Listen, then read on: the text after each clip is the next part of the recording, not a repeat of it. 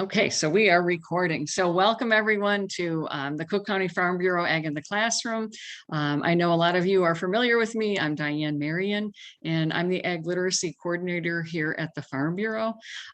We are a non-for-profit and we're a membership organization, and we always encourage teachers to join as members. It's $20 a year, and you get a lot of good benefits from your membership as far as educational resources, publications, access to farmers, and we also have a lot of discounts that you can get as a Farm Bureau member. So I know some of you are already members. I thank you. If any of you want to become members, you can go ahead on our website, cookcfb.org, and that will come up later. And there's a membership button there that you can press if you'd like to join, or feel free to email myself or Jill if you are interested. So I'm going to let two more people are in the waiting room. I'm going to let them on. And we will continue. For those that just joined, we are recording and we are getting going. So some of you that registered for the workshop early, you did get a box of materials that you can work with and see as we go through the workshop. So let me go ahead and share my screen and we'll get started. Okay, so today's workshop is warming up with your fall curriculum and winter ideas as well. Can everyone see the screen okay? Are we good, Jill? Looks good. All right, so we're going to go ahead and start. Now, the first thing that all of you received in your box, those that got the box, would be the packing peanuts that I'm holding up right here. So if you can, if you have a cup of water in front of you, and what I'd like you to do is go ahead and take those peanuts and put them in your cup of water. So I'm going to stop sharing here for a second. And I'm going to go ahead and take my bag. And for those of you that didn't get the box ahead of time, we mailed out to you some packing peanuts, and they are representative of ghosts. So I'm going to go ahead and put those in my jar of water. And if you have a cup, you can either use your hands or you can use a spoon, and go ahead and we're going to start stirring these and observe if anything is happening. I'm going to put it down a little bit so I can stir it more steadily. And I can see things happening with mine. I don't know if anything is happening with yours. You can kind of see my water. It's getting a little bit cloudy. Can you see that? We started out with 3 packing peanuts. And I'm going to keep stirring here at my desk. And it's hard to do this on a computer without pouring it onto my computer. But you can see here in my container, I have but 1 ghost left of my 3 ghosts. So this is a fun activity. All of you in your box, you had something else right with the disappearing ghosts activity. And that was a copy of our corn ag mag. So if you want to take a look at that, and I'm going to make sure that some of you who haven't seen this before, you would understand the relationship to the corn ag mag and the disappearing packing peanut. And if someone wants to unmute themselves and tell us what they think the ghost that disappeared is made from, and what they think the ghost that is still in my jar is made from, I would appreciate it. Go ahead and unmute yourself and share with us. Well, I know for years they've been making packing peanuts out of plant material. So I assume corn husk or something, I guess. Okay, and that would be correct. So this is a cornstarch based packing peanut, which you can see has dissolved and changed structure and form. It's now part of my water.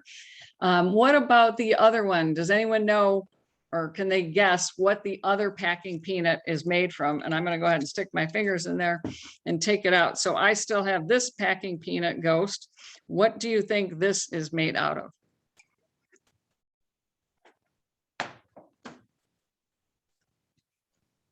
Styrofoam. Okay, exactly. So that is a styrofoam based packing peanut, and styrofoam is petroleum based. And as far as how long do you think that will take to compost? If we put it in our compost bin, what's your guess of how long that might take? Forever. Okay, we don't probably know, and I don't think we could live through that experiment, but yes, it would probably take hundreds of years. And again, luckily around here, we do have some recycling once a month where you can bring all your styrofoam because it takes special equipment to break that down. But a lot of people will just throw that away, and we don't know how long it will be in the ground. If you would like to, as an experiment with your students, you could actually bury some styrofoam somewhere around the perimeter of your school garden or even just your school, and do both the petroleum-based packing peanut as well as a cornstarch-based peanut, and then go take a look at it in a month or two and see what you have left. So that's our first activity. I also just want to point out that the Corn Ag Mag, as with all of our Ag Mags, have a variety of experiments in them. I hope you'll take the time to read through them and get other ideas as far as what's inside. That seed is featured in the Corn magazine. You can dissect a corn seed as well as a soybean seed and compare and contrast monocots and dicots. So our Ag Mags give you different lesson ideas that relate to science as well as social science. This Corn Ag Mag, one of the particular reasons I find it, I love that they redid it this year, is it talks about transportation and the world market. That's a very big topic right now with supply chain. So that article, I think, would be a good start to that discussion or a lesson. And then they're going into some of the other types of corns that we grow in Illinois. And we're going to talk about that in a bit. And it also has the experiment with corn bioplastic. And that is something that you can use in your classroom. And we also have that as a link on our website, where you would take cornstarch, add oil to it, and then microwave it. And when it comes out, when it dries, you would have a corn-based plastic that is also degradable versus other plastics. So I'm not going to go through all the details, but the Corn Ag Mag is available if you got it in your box, or if you did not get a box. All of the Ag Mags that we're talking about today, you can get for free from us. You can email Jill's email, which will be shown throughout the presentation, and the packets come in 30 Ag Mags per topic, and those can be shipped to your school, or you can stop by the Farm Bureau and get them. Okay, so let's go on here. We are going to continue on from our packing peanuts, and if it's a fun activity, if you need any cornstarch packing peanuts, let us know. We can send you 30 or 40 in a packet in the mail. Obviously, they're very lightweight.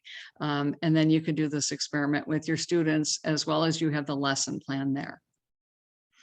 All right, one of the things that's coming up this holiday season is all different kinds of pumpkin products. And I'm sure you've seen it if you've been to the grocery store. So we're going to take a look at some of these, and I want you to put in the chat bar if you think the one I pick is real or fake. So let's start with the peanut butter. That one, oh, I gave you the answer. That one is real. So how about the dog treats, pumpkin spice flavored dog treats? Go ahead and put in the chat bar, fake or real.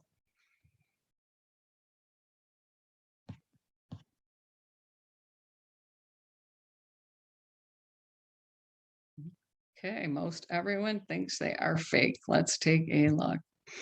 Okay, those are real. All right, let's go on to another one. We're going to do one more. How about, well, let's just do the Gatorade. What do you think, fake or real? Pumpkin spice Gatorade.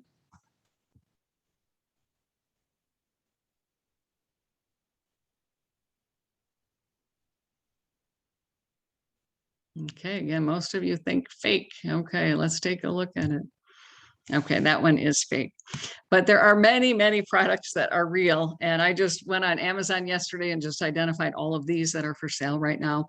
So pumpkin products are huge at this time of year. So if you're looking for a holiday game during Halloween, this might be something to do, you know, fake or real, and have the kids go through it and see if any of them have had any of these products. So what we're going to start with is a lesson about apples and pumpkins and what they have in common. And you did receive a Venn diagram.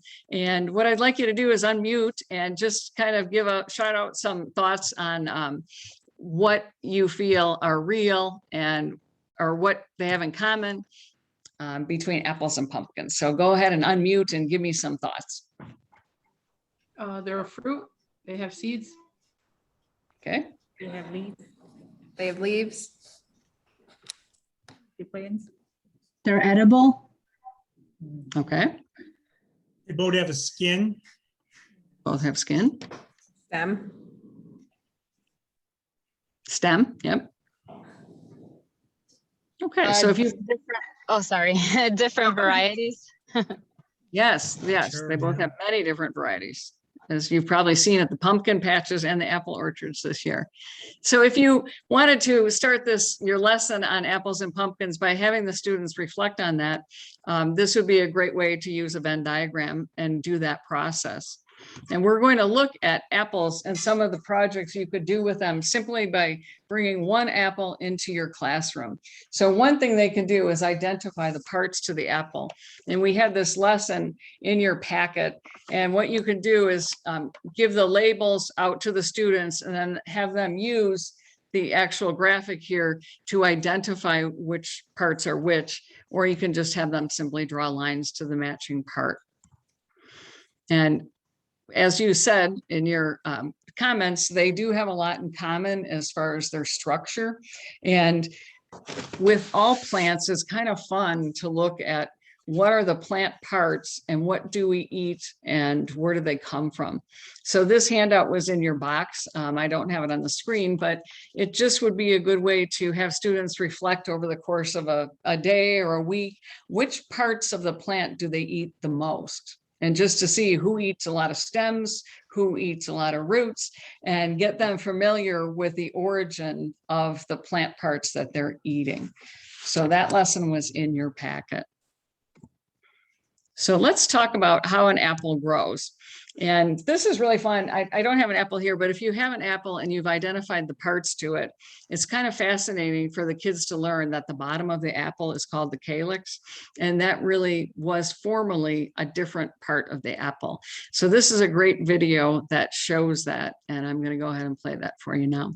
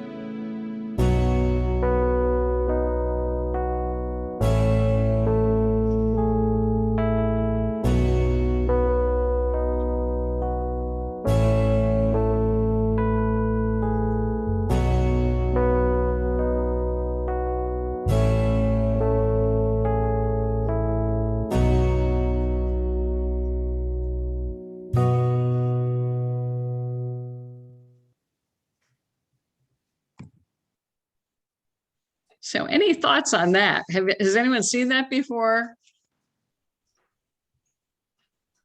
You can I'd feel like free to to. comment. Yes, please.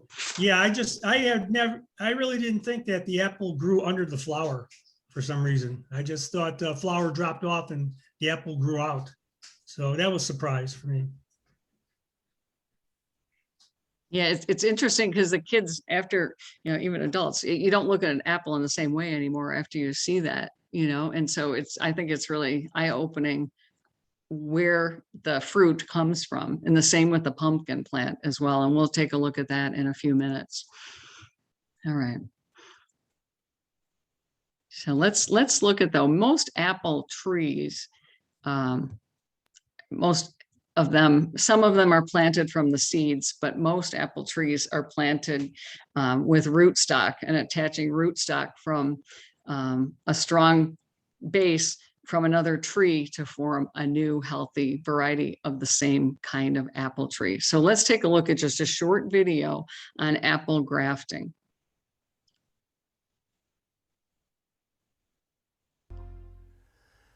Many people think that if you want to grow a Golden Delicious apple tree, all you need to do is take a seed from a golden apple and plant it.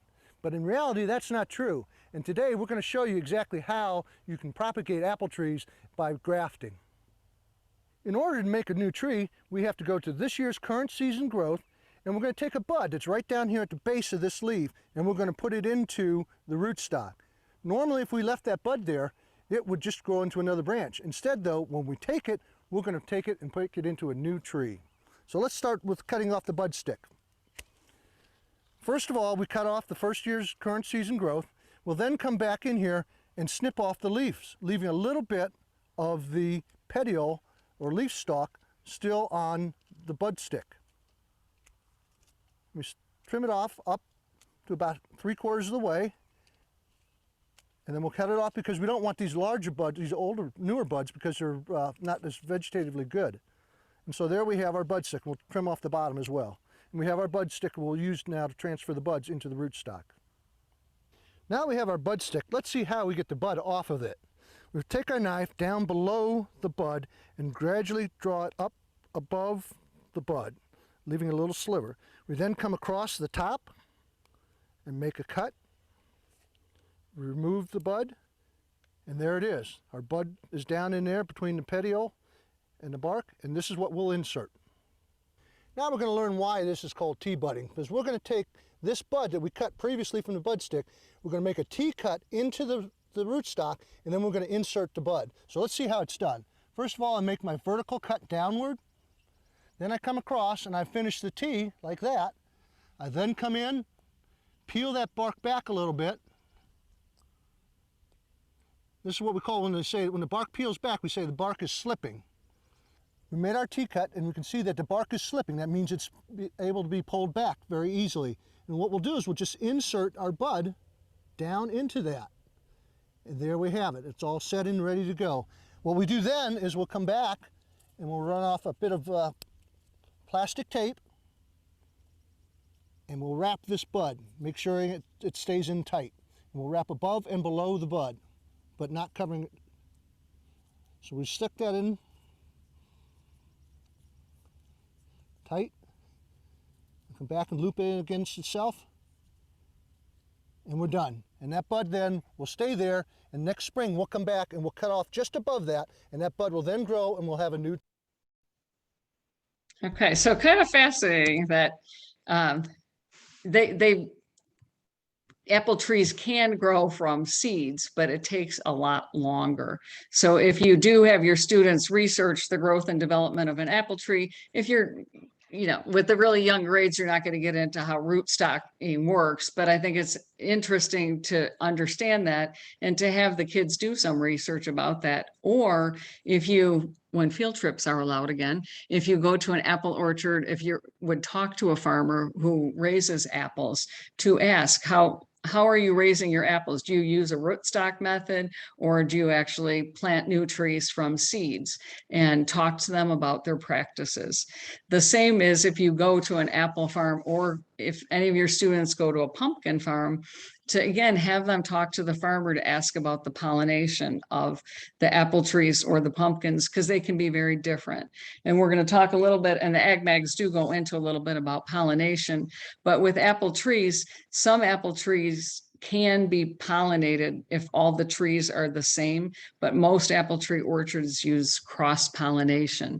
So if they have a whole, let's say, a half of plot of Golden Delicious trees, they might also then mix in Gala trees, and they're going to have different varieties within reach of each other. If some farmers have all an acre of Gala trees, they might take like a crab apple bush or tree and put that in there so that the bees can pollinate across varieties in order to have good production in the orchard. So kind of interesting. And I'll just show you again, for those of you that are working with maybe 4th, 5th grade students, a little bit older students, what a good activity might be to replicate a rootstock using just straws. So I'm going to show you this real quick.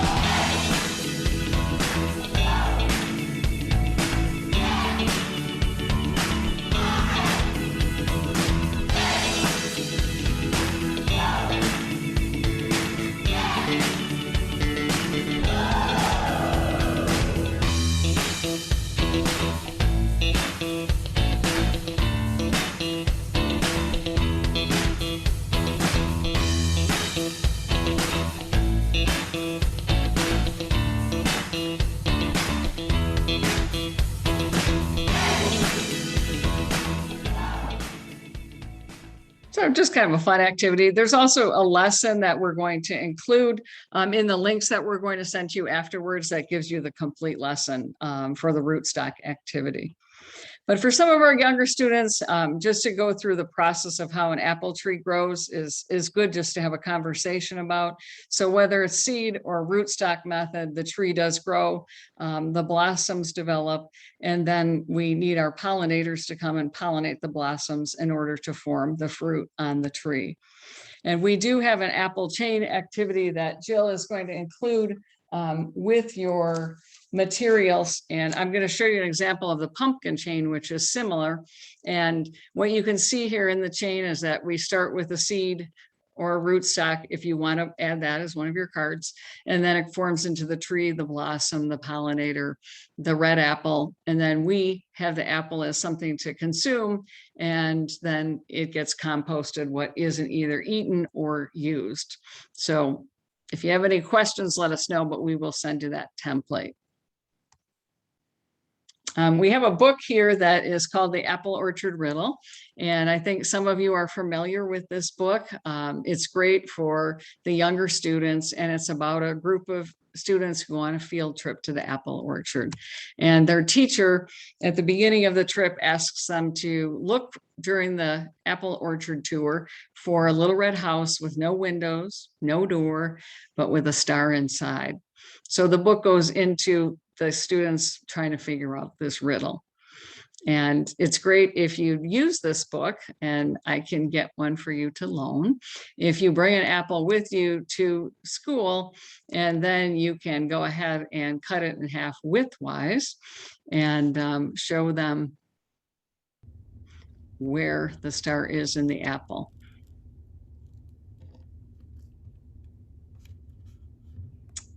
So then you can also discuss the internal structure of the apple, which would relate back to the first activity we talked about with the apples today. Okay, so now we're going to switch over a little bit quickly here to pumpkins.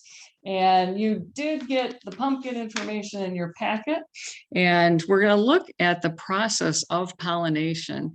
And I wanted to ask, does anybody know if you can unmute yourselves, exactly how pumpkins grow, like what happens with the blossoms and how does the pumpkin form on the vine? Anybody know what has to take place either through reading or your own farming experience or gardening experience growing pumpkins? I know you've gone over that before, if I can remember. So it has to flower first. So exactly. I know that. I don't know, does the flower have to be pollinated then? It does, it does. And basically, if you ever get the chance, I don't know if any of you grow pumpkins at school or at your house, is when it starts blossoming, you can tell the difference between the male and the female flowers on the blossom. And so let's take a look at this video and then we'll talk about that a little bit more.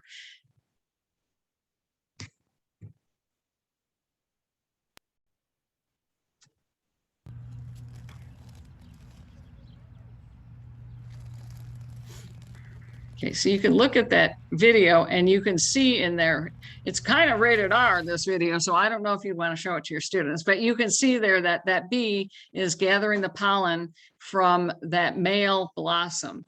So what has to happen in order for the plant to successfully form a fruit is the bees have to go from that male blossom to a female blossom or vice versa. And the female blossom looks a little bit different inside than the male one. So in order to get the pumpkin, you can tell the female blossom, and I don't have one here, but you can tell the blossom because it has a little bulb on the end of the female flower. So you would know that that's the female blossom. And the bees have to cross-pollinate the males and the females, and then that fruit will start growing on the female vine. And I know, I don't think Michelle's here today. Is Michelle here? No. Michelle actually went to a local pumpkin patch because they're everywhere now, and she just borrowed a vine so that she could show her students the difference between the blossoms. And so that's what has to happen. And sometimes based on weather conditions, seeds, dirt, you might get a whole bunch of female blossoms and not many male blossoms. So it really does have to be kind of a perfect scenario between your pollinators and the plant itself. So that's just a little fun fact about the pollination of pumpkins. All right. Oh, actually, the next slide, I didn't realize the next slide, that's a picture of, on the right there, you can see that that's a female blossom getting ready to open, and you can see the little fruit at the end. So when that blossom opens, it will look like the picture on the left, and the bee has to travel between the male and the female in order to get that fruit to develop. So some years, if you have a whole bunch of little buds on, nothing happens, it's because you don't have enough males. So let's take a look at, we looked at the apple, how it develops. Let's take a quick look at how the pumpkin develops.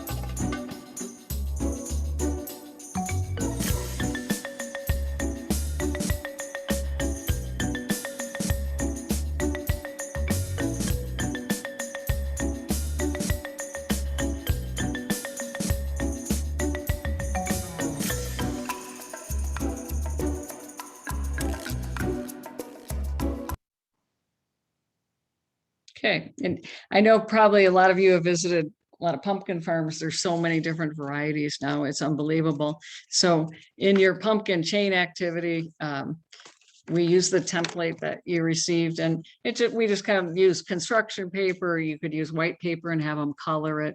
And then you're just attaching all of these to your yarn so they get the sense of how it forms. And I think this is a great thing to send home to families, along with maybe a paragraph that they write researching the process of how it went from seed to pumpkin. And so all they really have to do is cut these out, and then they just glue them and it folds right over your yarn. So that is our seed to pumpkin life cycle activity. Okay. And this shows some math examples that you can do. If any of you, I don't know if you can bring a pumpkin to school, but if you can, it's an awesome thing to bring into the classroom. And I've got one here, which is a pretty big one. It's really heavy. And I know pumpkins, they seem to be really cheap this year. So they're like $5 this pumpkin was. But typically the students at home, if they actually do carve a pumpkin, they're going to cut it around the stem so they can put a spoon or their hands in there and dig out all of the seeds. But for your classroom experience, and you can use a really small pumpkin too, you can use the traditional lessons of, measuring the pumpkin, what's the diameter of the pumpkin. You could do some experiences weighing them if you have a small scale you can bring in, and then predictions of, do they think the heavier pumpkin will have more seeds or less seeds? Do they think the pumpkin will float or sink? And the list goes on. So there's many, many lessons that you can do related to that. But I like to actually take the pumpkin, and instead of cutting it at the stem portion of it, to just cut it widthwise through the diameter, so that you actually have, and you can show the students where the seeds are in relation to the parts of the pumpkin, and they can see the ribs and the flesh inside, and they don't have to use their hands to dig out the seeds invisibly. They can actually see what is inside the pumpkin. So you can see here the various rib sections within it, and you might want to just cut out 1/4 of the section there, and then have the kids, or you pick apart the seeds, or if you want to get them food handling gloves, and count how many are, let's say, in 1/4 of the section, and then multiply that times however many sections there are on the top and the bottom. So you can do different math activities. In one book that we have here, let me grab it.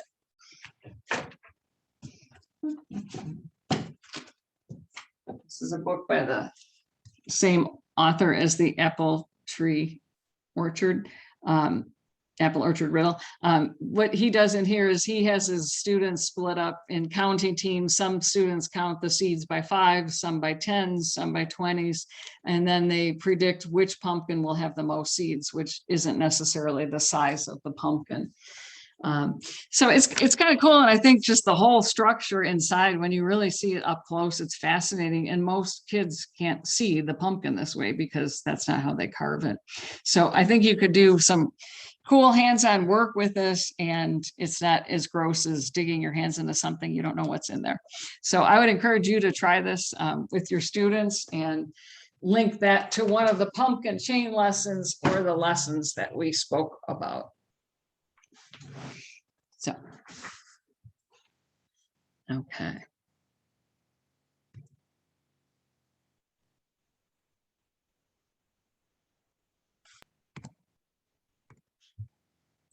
Okay, and this here, we also included 2 different versions. You have one in your packet. So those of you that have that packet, if you want to go ahead and take it out, we have a variety of 3D activities that you can do with the students to learn facts, but yet kind of combine it with an art type of lesson. So you got this in your boxes. I think all of you have that. And what you can see on here is we made up a different one. There's pumpkin ones where you can just have the kids write out pumpkin facts in strips. And then all you have to do is put all the strips together like you have in that example in your box. And they would punch a hole on each end of the strips and put a brad into that. And in this example, we added a leaf on top.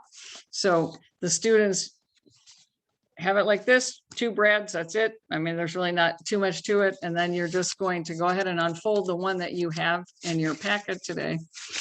And it forms into the one right here. So this is what it will look like once you pull all the strips out so that they have a pumpkin. And we kind of like the Thanksgiving one. You can write strips or you can have them write the strips. Jill made this one and she put some multiple choice in there. Pumpkins are fruit. I don't like pumpkin pie. Do cranberries float or sink? I am thankful for. So you can do all different types of options on this. They can make up the strips and research the facts, or it could be like a Q&A type of experience that they can share with their friends. And you could graph their answers, who does like pumpkin pie, who doesn't, and so on. So very, very easy, doesn't require much. You could use regular paper and have them color it. The only thing you need to buy are the brads, and that's about it. The rest you can use any materials that you have around. So those are our 3D options for writing, reading, and then the pumpkin for math. And don't think of pumpkins as just like once Halloween's over, that's it. I mean, I would use those lessons all the way through Thanksgiving. All right. Go back to this. I hope I'm not making you crazy with my sharing, and stop sharing. Okay. All right, right in the chat bar, you have 1 second. Which state grows the most pumpkins, A, B, or C?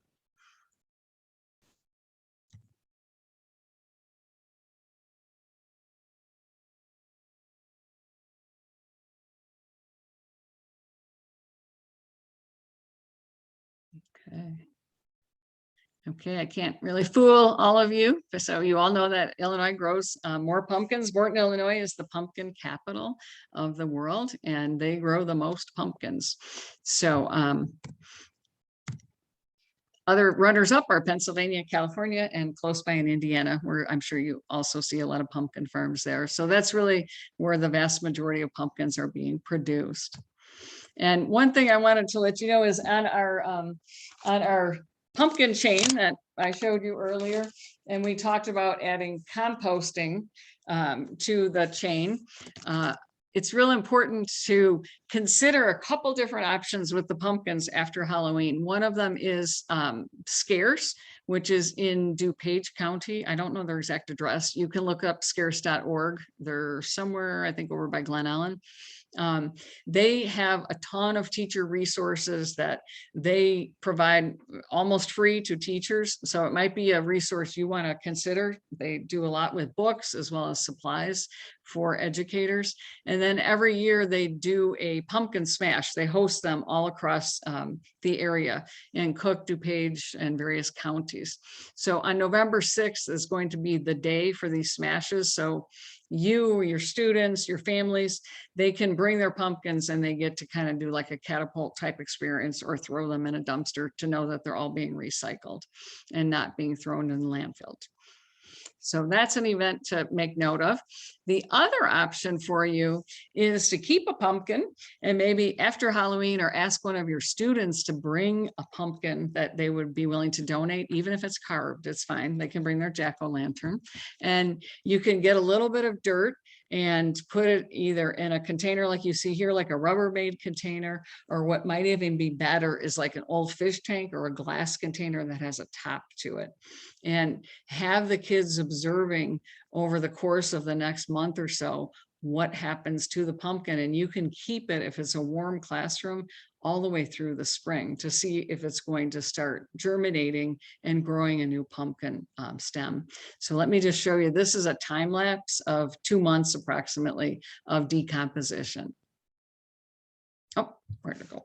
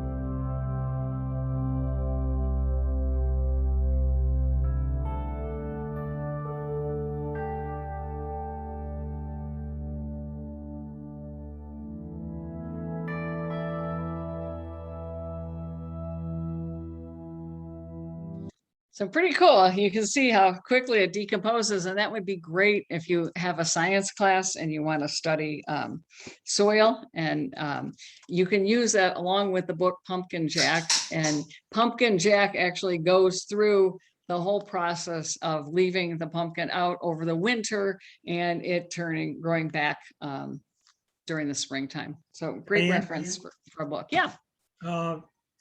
I noticed because it was time lapse, there was a lot of movement in the soil. That because of gas being released from the rotting pumpkin? Actually, that had worms, red worms in the compost. Thank you. Okay. Yeah, but it's fascinating to watch. Even if you didn't have the worms in it, it's really cool. And do you have to feed the worms at all or do anything with it or water the pumpkin at all or? No, the worms would be just eating the, one question that we're going to have in a few minutes is what are pumpkins mostly made up of? Water. Okay, so they're mostly water. So no, you don't need to water them at all. Do you know if they, when they, Oh, sorry. sorry, go ahead. Does it smell really bad and like to keep it inside the classroom? No, I do red wigglers in my class Okay. and they're It depends, I mean, if you put like Brussels sprouts or broccoli in, it kind of smells gassy. But otherwise, if you keep it just, you know, the organic stuff, keep the protein out, keep the dairy out, it's like, just smells earthy, that's it. And it's really cool, simple to do and, you know. Doesn't easy get to do. moldy or anything like that, like can give off mold spores or anything, or? No, as long as you're putting stuff in, there's stuff, you know, that you can get the little, Okay. you know, natty things in. Sometimes you get them, but it's really not bad at all. Did they put a top on it when they let this happen, or did they just, because usually mine have a top on to keep them dark, you know? Well, you know what, in this video, they don't have a top on it, but everyone that I've seen doing classroom experiments, they do have a top on it. Okay, yeah, that's what I figured, just because the time lapse thing. Okay, Exactly. thanks. That's cool. Exactly. Yeah, I think it's kind of fun. And Yeah. then just some other fun books related to pumpkins, you know, I always love this one. And, you know, I know that people think it might be just for preschool, but I really think it's a great story of, you know, accepting individuals' differences being told in a very fun way, because it's about a square pumpkin not fitting in with all the other round pumpkins. So I love this book. It's, you know, it's kind of primary level, but I think the message is really a fun one, even if you don't read the book, but paraphrase the message that it's telling you. And every year I'm bound and determined. I didn't plant pumpkins this year, but I did last year. And I always want to try to remember to put like a square box around the pumpkin as it's growing, or a plastic bin, to see if I can get it square. So that might be something fun for you to try sometime. And then this here is a fun book, you know, again, just fun things like, you know, for read alouds, Too Many Pumpkins. The lady doesn't know what to do with all of the pumpkins she's growing, and she ends up feeding the whole town with her pumpkins towards the end of the book. So again, a good story of sharing and caring about others. And this one's just a little bit, you know, a little bit older level than Spookly, the Square Pumpkin. And then we have another Pick a Pumpkin. That's another story about going to the pumpkin patch with the family and what's involved with going to pick out your pumpkin from the pumpkin farm. And we can get you all the links and the names of these books after the workshop. All right, so I'm going to keep going, plugging along here. Let me go back to our screen. Okay. And this is just some Q&As, fun facts that true or false that you can share with your students. Due to time, I'm not going to have us answer all of these, but just some fun facts about pumpkins. And here are your answers. We each typically eat about 16 pounds of apples a year. That's true. Pumpkins are not 50% water. We'll talk about that in a minute. I love this. Pumpkin shells were once used as a template for haircuts. That's true. They're both fruits, as you mentioned, and they both float. And pumpkins are actually almost all water. We also have an activity called Pumpkin Pie in a Bag. I think a lot of you have done this before if you've been at our workshops. Let me just grab that real quick. It's in your packet, and it looks like this, the lesson. Illinois Ag in the Classroom has provided an expanded lesson versus just making the pumpkin pie in a bag. So it's talking about predictions. I think it would be kind of fun to see what students think. What do you need in order to make a pumpkin pie? And then do you think you could make one in a plastic bag? And if so, what would you need to do? And you have the whole instructions here. And Jill, can you unmute? Do you guys have the recipe in your boxes or no? That's what I can't. Oh yeah, it's on the back, I think, of the second sheet. Yes. Okay, so you have that. And due to time, I'm not going to make it. And I don't know what's allowed during COVID, if you would be able to make this with your students in the classroom or not. There's not really any hands touching anything. All you're doing is getting a big Ziploc bag. And if there's no touching involved, you could just have one student hold the gallon Ziploc bag, and then you just pour in your 2 2/3 cups of milk, 2 packages of the instant vanilla pudding mix. And then you just take a can of pure, it has to be pure pumpkin, not pumpkin pie mix. It just is a pure pumpkin. So you could have that opened and dump this whole thing into your Ziploc bag, and then you add your spices. And then at that point, you're going to zip up the bag, and you're going to be just massaging the bag. And we do have a video that we can send you the link to show it being done. And then it all ends up mixing up very well. And then you just take little Dixie cups and you can put some graham cracker crumbs at the bottom of each one. And you snip the end of your Ziploc bag that has all the mix in it, and you just squeeze it out into the cup. So you basically have pumpkin pie filling that you've made. And then if you want to add whipped cream, and everybody gets their own spoon. So it's kind of a no touch type of activity, but I don't know if they'll allow it this year. And this can I just bought Sunday, and I got it at Mariano's, the grocery store. And last year they had a ton of these. I wasn't able to find a lot this year, but this one actually has the Illinois on top of it. Sharing again that we're the pumpkin producer of the world, and Libby's grows most all of their pumpkins in Morton, Illinois, which is not far from here.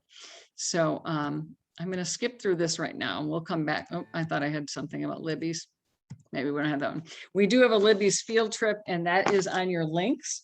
So you can show your students how pumpkins grow in Morton, Illinois, and it goes through the whole process of the planting of the seeds, as well as how they harvest those pumpkins. And it's really cool because they show the machinery that's going down all the rows and how the pumpkins all get thrown into the hopper truck, and then they're processed right there and sent for the canning process. So very good video. It's on your links, and Jill is going to send all those links to you after our program. So very fun thing to do with the kids. I'm going to send this lesson to you as well. It's kind of more for the Thanksgiving time of year, as well as if you do have a garden at your school, is to look at where do a lot of the spices and herbs that we use in our foods actually originate. And I'm going to open up the lesson here just so you can take a look at it. This would probably be for more the older students, but you can adapt it to the younger ones as well.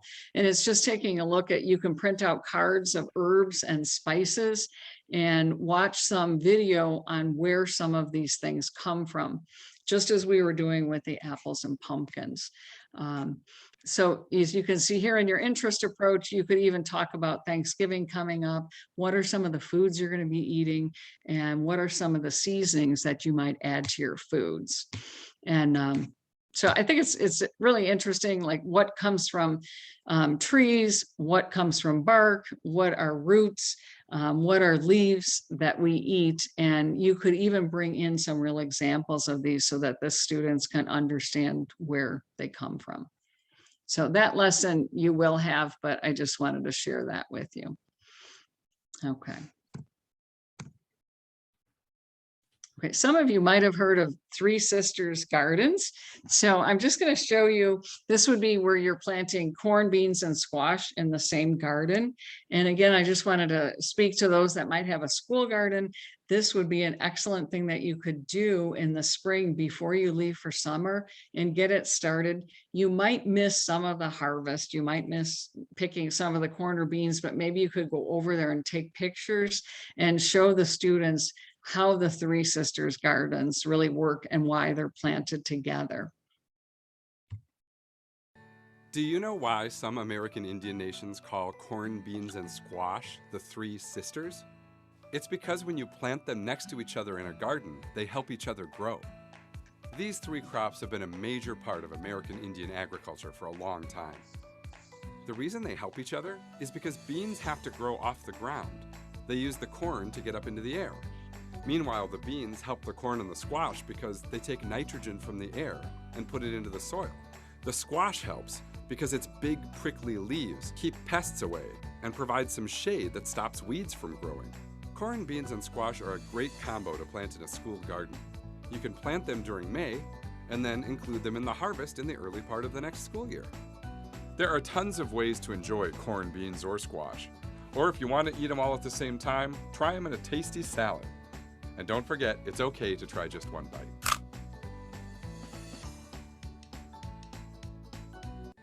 Do you know why? So kind of a fun idea, just if you do have a school garden or wanted to talk about that. It's in a lot of different Thanksgiving lessons, the Three Sisters Garden. So I just wanted to give you a brief explanation of what they mean by that.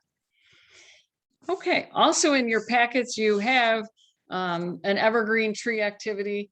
And this is pretty simplistic. Illinois Ag in the Classroom has the whole lesson on their website. So you can go ahead and take a look at that when you have time. That will be in your links. Just to identify, again, we're talking about life cycles a lot today, but how does an evergreen tree grow? And you might even want to do some nature walks with your students if you go out in January or February and you're going, you know, I don't know how big your schoolyards are, but if you can have them walk with you to identify, you know, trees that still have all of their needles and evergreen trees and how do they differ from one another, and then take a look at the trees whose leaves are all gone, the deciduous trees, and see how their branches may differ in looks between the evergreen tree and the trees with no leaves on them. Which brings me to another book I want to share, which this book you could use now in your classroom. And this spans all age levels, trust me. At one of our workshops a couple of years ago, we really spent a lot of time with this project. And what you can do is have your students start collecting leaves now as the trees are shedding. And all different sizes and shapes are the best suggestion. And this book goes into identifying leaves and what trees that they came from. So that would be something you could use, kind of, you know, as it says, a field guide to leaves. And then students can dry them between books and or anything heavy and flat, whether it's books or not. And then they can do artwork, making different things out of the leaves they've collected. And it's just amazing what adults and students do with the leaves. So this is just a wonderful book, I think, to use. You learn about leaf sizes, shapes, and types of trees that they're coming from. So I love this book. It's one of our favorites. And if you're looking at evergreen trees, we did have a presentation by a master gardener, Greg Stack, who is out at Ted's Greenhouse. And he was showing us the difference between the types of evergreen trees and their needles. So again, if you were doing a walk with your students, perhaps they can gather different types of needles, or if any of them have live Christmas trees, you could ask them to bring in a sample and identify the difference between the trees that they have in their homes. Okay, now we're going to go on to keeping warm. We're going to move past Halloween and Thanksgiving and the rest of the holidays. And here comes January. And we maybe want to talk about what does agriculture provide to us to help us keep warm. And one of the things is obviously cotton. Our clothing keeps us warm. And you all have some cotton in your boxes if you want to take that out.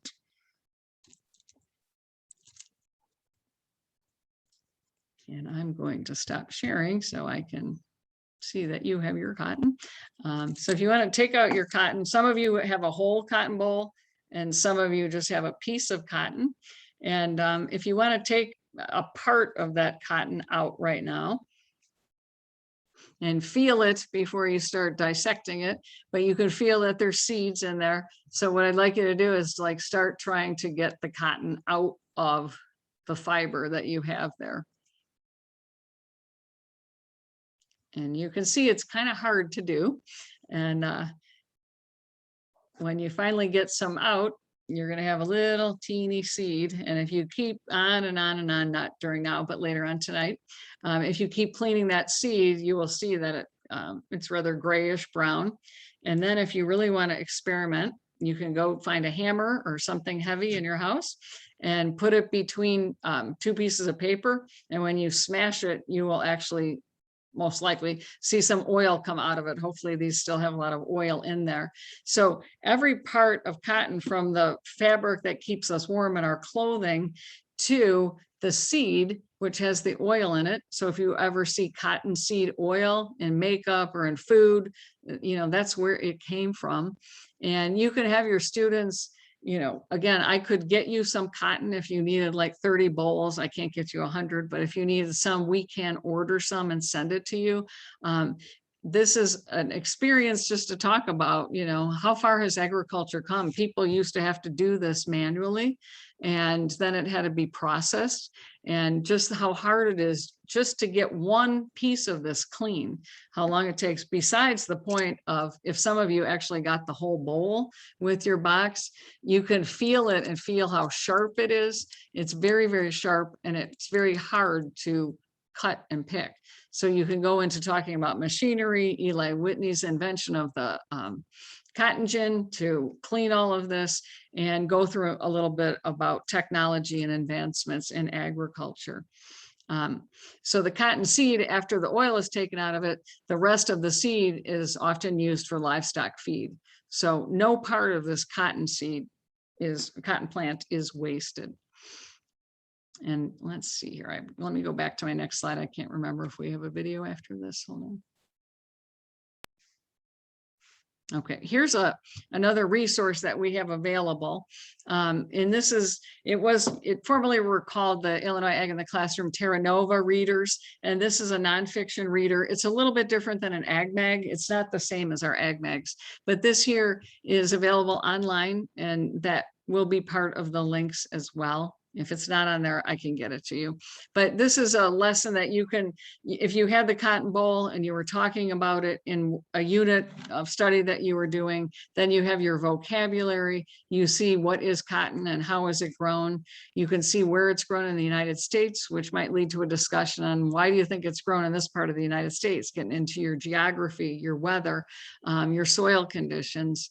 And then it has some fun facts about cotton. And then it just has some information about the process from seed to harvest. And that's basically what it contains. So those are available as well to you as teachers. And I know our time is ticking here, so I'm not going to go through all of this, but I do want to get to wool. You all have a piece of wool there. And even if we don't get to the rest of your box, I want to make sure we get to this. So I'm just going to show you real quick. This would be fun to show the students as well, but we do have a program called Keeping Warm. So for those of you, if you're interested, we do have a virtual program. It's about 30 minutes where we will come to your classroom virtually and share all of this fiber and keeping warm information that we have here today. So if you do want that program, Jill would be able to get that scheduled for you. But let me just show you the quick video on the sheep being sheared. We're gonna shear these lambs today. So one, because it's getting hot and they need to get rid of this wool. It's like literally a sweater they're wearing. But also so when we show these lambs, they can see their muscle structure and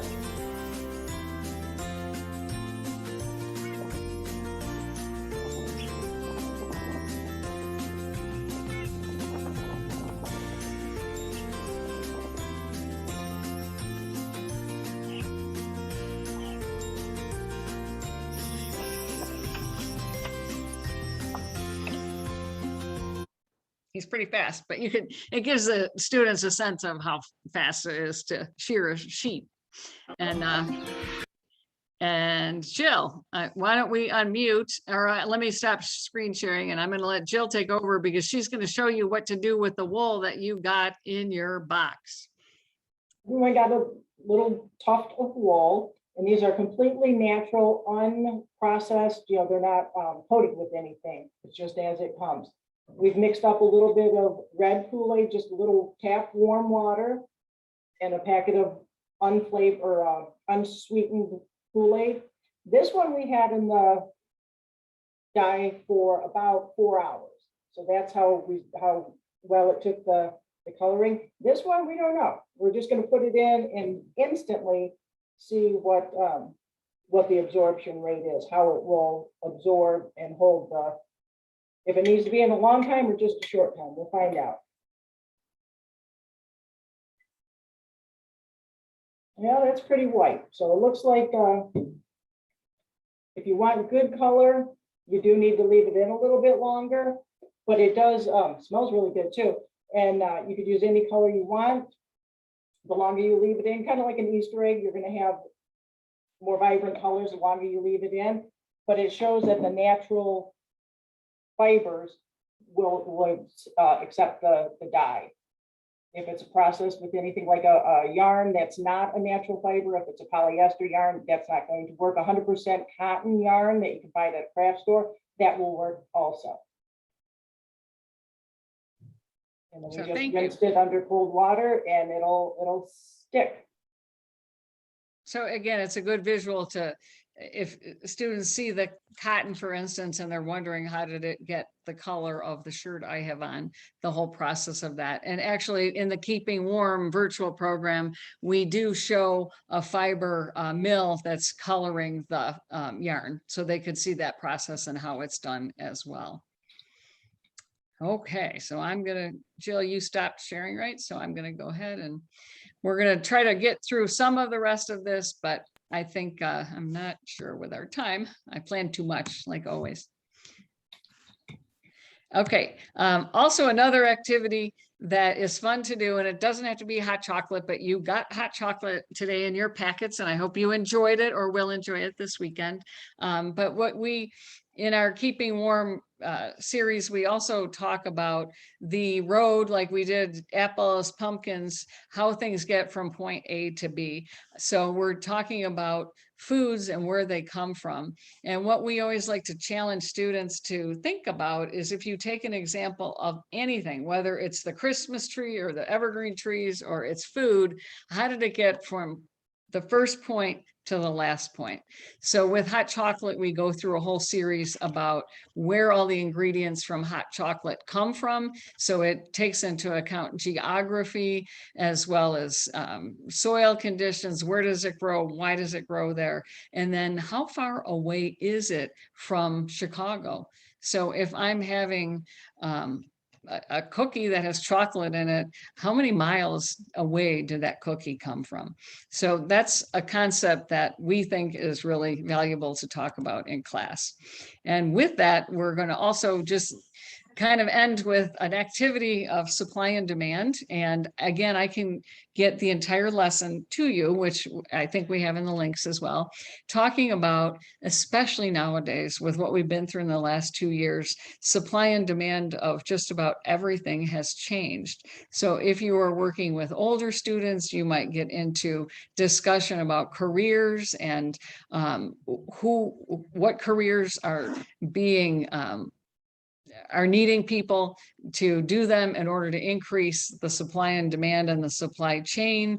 What does it take to get a product to us, and why do we have barges off the West Coast right now sitting there? What is the problem, or where did they originate? So if you do teach the concept of supply and demand, we did include in your boxes the lesson with some examples about the dairy industry. If you wanted to do something maybe about, the holidays coming up, you might look at some of the headlines talked about the Northwest region of the US had drought this year and heat and fires. And that will possibly impact the Christmas tree, fresh Christmas tree numbers. So how is that going to affect supply and demand? Or eggs, let's say if you wanted to use that topic, you could make up scenarios or research scenarios on what is the current situation and how is that going to impact supply, demand, and price. So we sent you the actual lesson, but what would be wonderful is to have your students read what's going on with current events and make their own supply and demand worksheets that they give to other students, and then have them share what the answers are and where they did their research. So I think it's really a fun way to do that topic and engage the students in making up their own worksheets. So we have a blank Word document that we can send to you, and then you can have the students fill that out, or you can do it.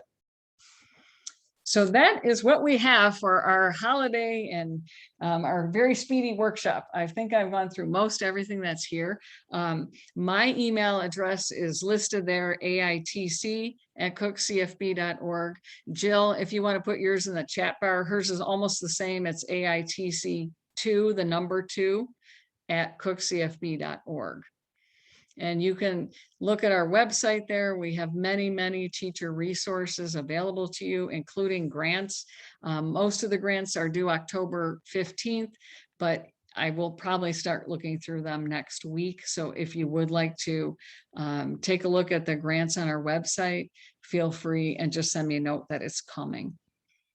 And if you wanted to book the Keeping Warm program, let Jill know. She is not in the office tomorrow or Monday, so be patient. We probably need advance notice to arrange for a presenter to come virtually or in person.